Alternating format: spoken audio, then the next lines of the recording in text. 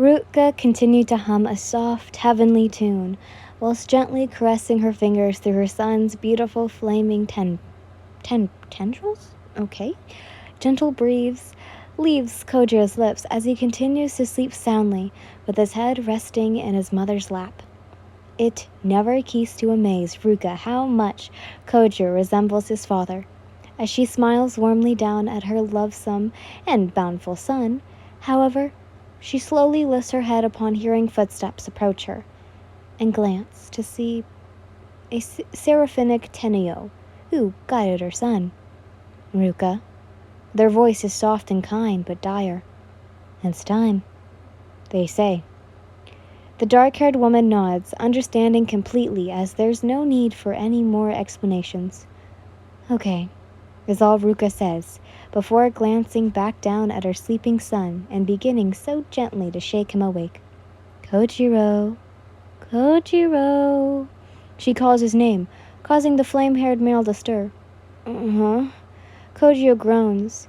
His dreams of joy and never-ending love vanishes, though not entirely, as he remembers, or more so, knows where he is. Wake up, my son. Beautiful red circle with golden eyes flutter open as Kojo stares up at the celestial heavenly sky before landing on his mother. Come on, get up. We must go. She gestures him to rise. Go where? He asked, lifting his head from her lap. There's no time to explain. We have to leave. Ruka stands before gesturing for him to follow her.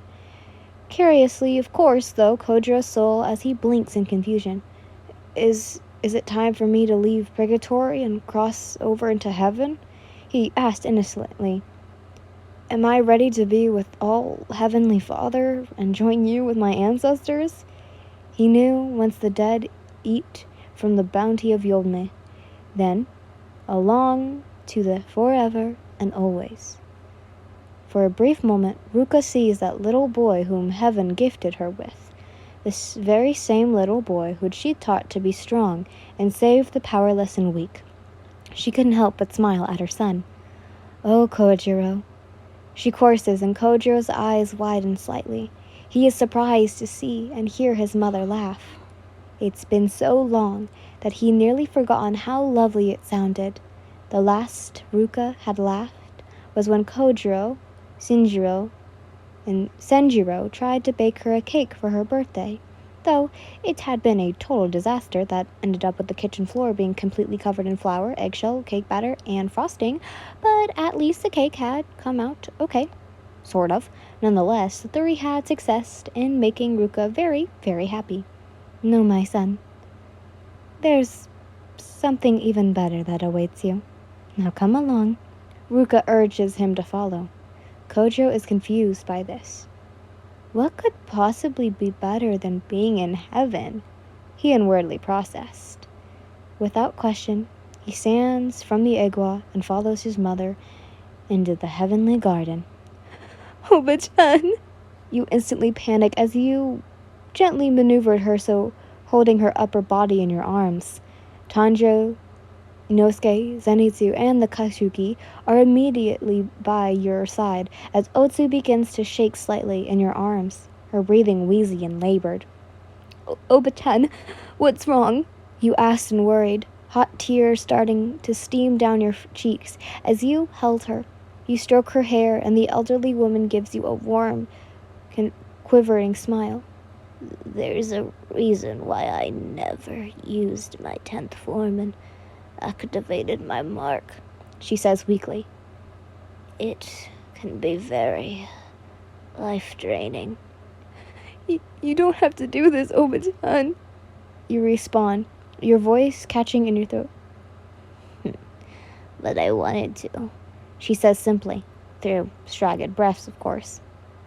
I know how much Kojiro truly means to you, and how much you love him. I didn't want you to be lonely, so please, let this be my final gift to you. What?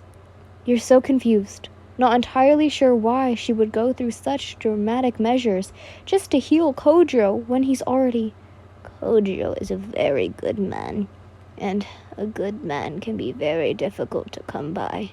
She chortles before coughing. Your heart tightens as her face slowly becomes pale and her radiant brown eyes become dull. You've made nothing but the cold keep you company, and no one to love. No, Obichan, you're wrong. You quickly shake your head. I have you, and Toki, and Chizuru to keep me company. With you guys, I gained a loving family. Your voice breaks slightly as you briefly recall how happy you'd been to have a family that cared for you. You thought fondly of all the smiles, laughter, and murmuration you shared while being brought up in the temple. Your remark made Otsu smile.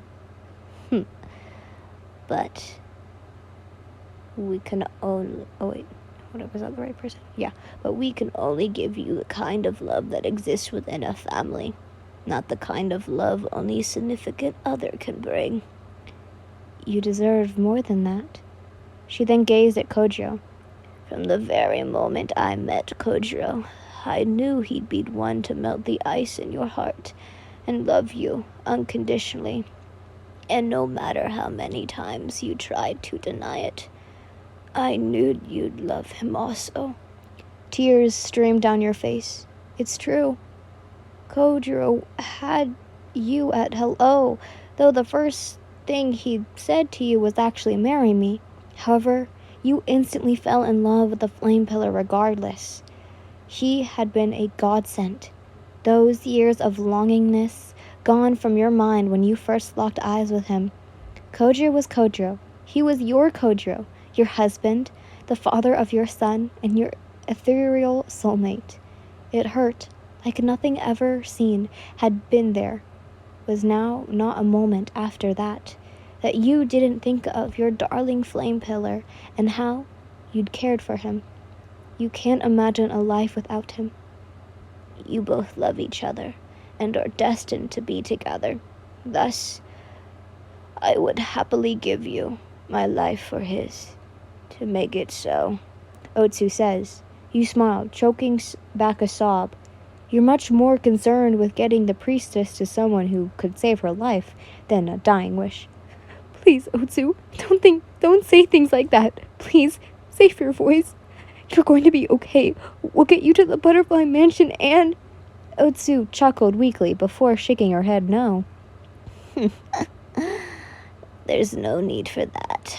I am far too weak to even move.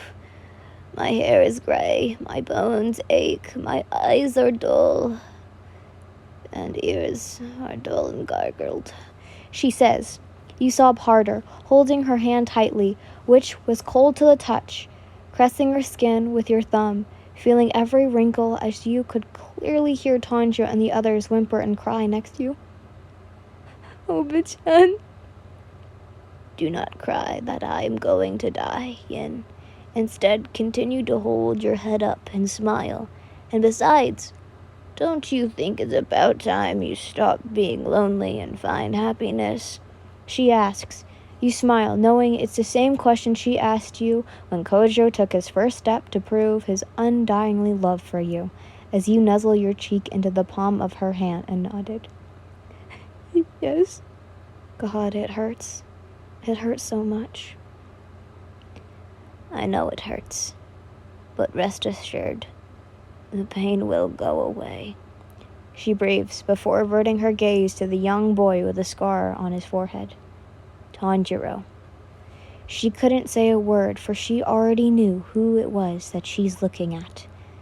The one who shall breathe the sun and cast away the Demon King. And she couldn't stop the small, joyful smile from gazing her lips as the sun's rays shined above the young boy's head. The sun will always bring a new day, so let it dry your tears and warm your heart.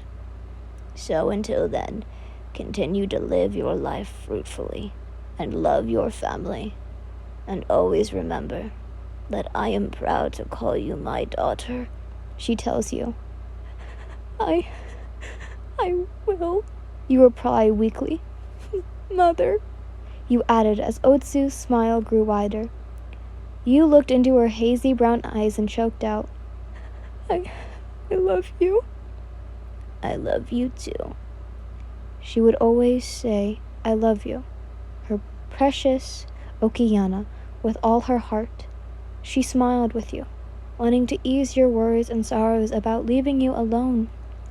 The thought of making you cry held her vice grip, but she smiled, knowing that her sacrifice will not go in vain. Otsu gives her life to retrieve that Kojo, a life for a life, as she then slowly glances up at the cloudy blue sky, seeing the golden gates of the heavens open, as she could hear the soothing heavenly sounds of laughter and merriment. Her time has finally come as her eyes slowly close. With one final exhale, the breath of life leaves her, and she can finally rest. A moment later, you felt her go limp in your embrace. Oba-chan? Silence. She wasn't breathing. Oba-chan? Oba-chan? Oba-chan? You cried, tears streaming down your face as you embraced your deceased foster mother in your arms. Don't leave me! You buried your face against her chest as Tanjo and the others cried along with you. Otsu's pet owl, Shiro, who'd been perching in a tree nearby, let out a small screech before flapping its wings and taking flight. Farewell, Otsu Fudikawa-sama.